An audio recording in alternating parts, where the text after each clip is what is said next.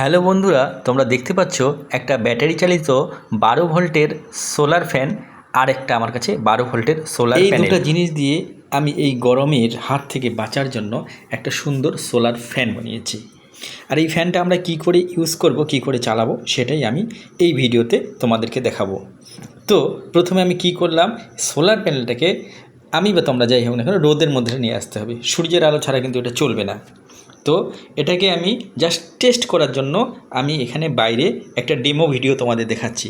তো সোলার প্যানেলটাকে আমি ভালোভাবে সূর্যের দিকে মুখ করে রাখলাম।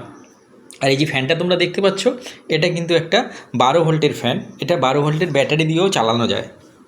তো আমি বিনা ব্যাটারিতে শুধুমাত্র সোলার প্যানেল দিয়ে চালিয়ে দেখাবো। তো এই ফ্যানের কিন্তু নেগেটিভ আর পজিটিভ তার আছে। তো এটা আমি সেই নেগেটিভ ও পজিটিভ অনুযায়ী সোলারের সঙ্গে কানেক্ট করলাম। আর তোমরা দেখতে পাচ্ছ কানেক্ট করা মাত্রই ফ্যানটা কত স্পিডে ঘুরছে। এটা কিন্তু মানে ঝড়ের মতো হাওয়া দেয়, এত স্পিড।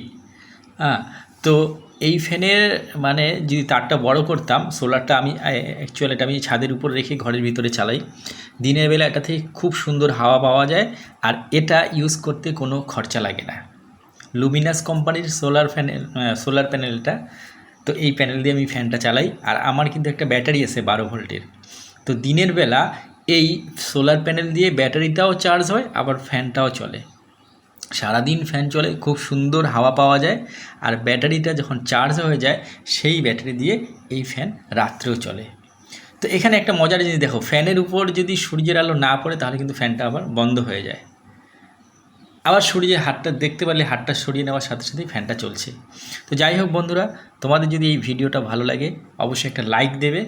আর তোমরাও চাইলে এরকম ফ্যান ঘরে বানাতে পারো। Bye bye.